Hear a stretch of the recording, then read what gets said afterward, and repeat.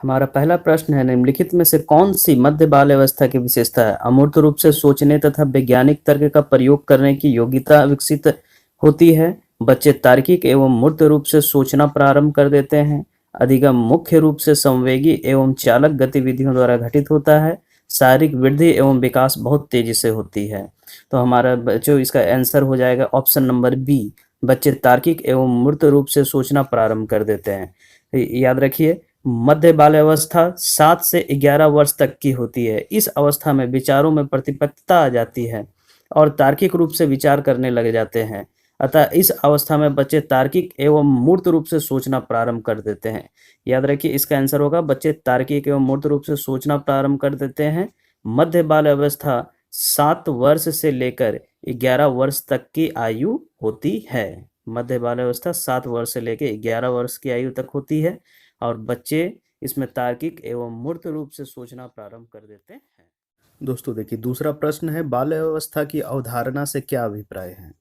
Option number A है, समकालीन सामाजिक संरचनावादी मनोवैज्ञानिकों के अनुसार यह एक सामाजिक संरचना है। बी है, यह है कि बच्चे दुष्ट रूप से पैदा होते हैं और उन्हें सभ्य बनाना होता है।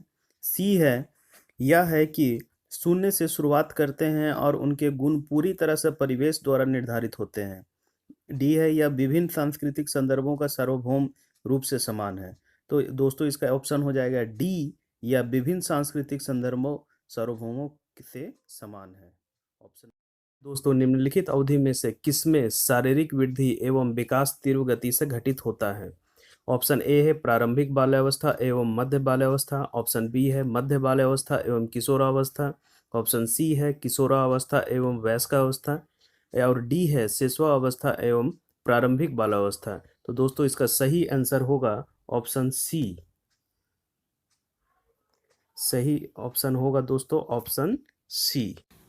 तो दोस्तों हमारा सही ऑप्शन होगा ऑप्शन सी, किशोरावस्था एवं वयस्कावस्था के लिए। दोस्तों किशोरावस्था 12 वर्ष से लेकर के 18 वर्ष तक की आयु होती है। इसमें किशोरावस्था वयस्कावस्था की अवधि में शारीरिक वृद्धि एवं विकास तीव्र गति से घटित होता है, क्योंकि किशोरावस्था की समाप्ति तथा बालक पूर्ण रूप से परिपक्वता प्राप्त कर लेता है। तो ऑप्शन इसका होगा सी। अगला प्रश्न है दोस्तों हमारा, चालक विकास की दर में व्यक्तिगत विविधताएं होती है, फिर भी चालक विकास का क्रम खाली स्थान से खाली स्थान तक होता है। ऑप्शन नंबर ए है अधोगामी शीर्षगामी। ऑप्शन नंबर बी है अपरिष्कृत स्थूल चालक विकास कौमा परिष्कृत सूक्ष्म चालक विकास। सी है परिष्कृत सूक्ष्म चालक विकास कौमा अपरिष्कृत स्थूल चालक विकास। ऑप्शन नंबर डी है शीर्षगामी कौमा अधोगामी। तो इसका ऑप्शन हो जाएगा दोस्तों बी, अपरिष्कृत स्थूल चालक विकास से परिष्कृत सूक्ष्म चालक विकास। अपरिष्कृत होता है दोस्तों जिसमें वे गतिविधियां कर पाते हैं, शारीरिक संतुलन बना पाते हैं, जैसे नियंत्रण रख पाते हैं और समर्थ हो जाते हैं, जैसे चलना दौड़ना कूदना पैरों पर प्रहार करना आदि। उसके बाद सूक्ष्म बालक विकास का फलस्वरूप बालक संसार के बारे में सीखने, विभिन्न प्रयासों के वस्तुओं को जांचने पकड़ने और क्रियाएं सीखने के लिए सीख पाता है। इसका ऑप्शन हो जाएगा ऑप्शन नंबर बी, स्थूल से सूक्ष्म तक और अपरिष्कृत से परिष्कृत तक। ऑप्शन नंबर बी होगा। अगला प्रश्न है दोस्तों, यह अवधि जो वयस्कता के संक्रमण की पहल करती है उसे क्या कहते हैं? पहला ऑप्शन है मध्य बाल्यावस्था, दूसरा ऑप्शन है पूर्व क्रियात्मक अवधि, तीसरा ऑप्शन है बाल्यावस्था की समाप्ति, चौथा ऑप्शन है किशोरावस्था की समाप्ति। दोस्तों सॉरी, किशोरावस्था की समाप्ति नहीं, किशोरावस्था। इसका सही आंसर होगा option number D, option D. किशोरावस्था में शारीरिक मानसिक सामाजिक और प्रौढ़ावस्था के बीच का संक्रमण काल होने के कारण इस जीवन का सर्वाधिक कठिन काल कहा जाता है। दोस्तों इस अवधि में बालक दोनों ही अवस्था में होता है, ना ही वो बालक समझा जाता है और ना ही वो प्रौढ़ में स्वीकृति मिलती है। किशोरावस्था वह अवस्था है जिसमें बालक परिपक्वता की ओर अग्रसर होता है और किशोरावस्था समाप्त होने के बाद बालक को परिपक्व व्यक्ति माना जाता है, पूर्ण परिपक्व व्यक्ति माना जाता है।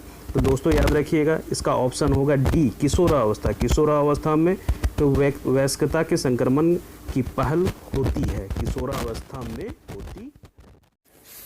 अगला प्रश्न है दोस्तों, निम्नलिखित में से कौन विकास के व्यापक आयाम को सही पहचान करता है? ऑप्शन ए है शारीरिक, व्यक्तित्व, आध्यात्मिक एवं संज्ञानात्मक। बी है सामाजिक, शारीरिक, व्यक्तित्व, सी है संज्ञानात्मक, बौद्धिक, आध्यात्मक एवं स्व। और ऑप्शन डी है शारीरिक, संज्ञानात्मक, सामाजिक और संज्ञानात्मक। तो दोस्तों इसका ऑप्शन हो जाएगा आंसर डी, शारीरिक, संज्ञानात्मक, सामाजिक और संज्ञानात्मक।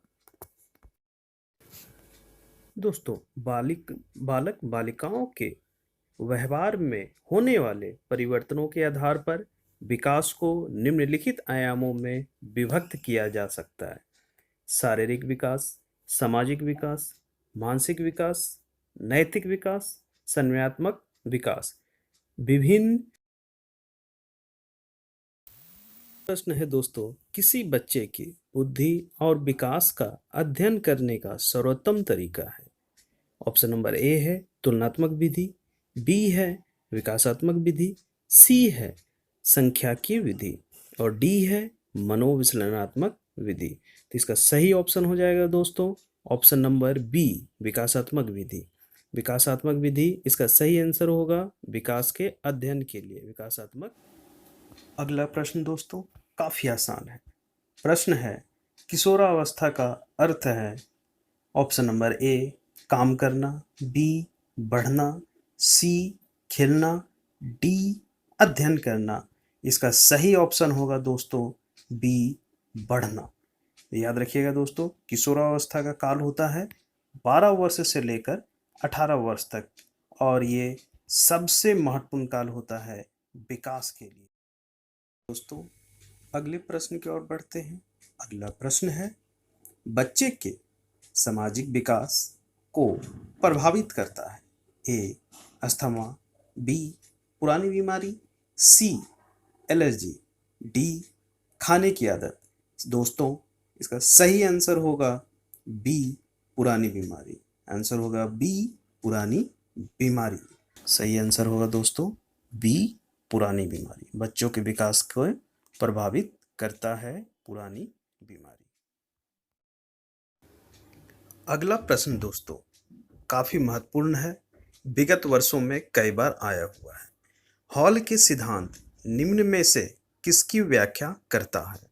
ए अधिगम में अभिप्रेरण की भूमिका, बी बुद्धि की प्रकृति, सी मूल्यों का विकास, डी किशोरावस्था का विकास।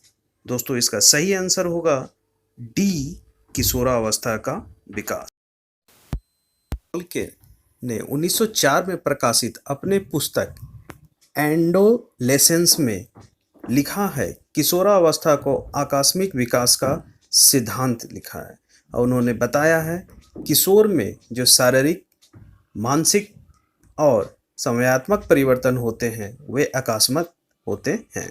तो दोस्तों आज के लिए ये महत्वपूर्ण प्रश्न थे।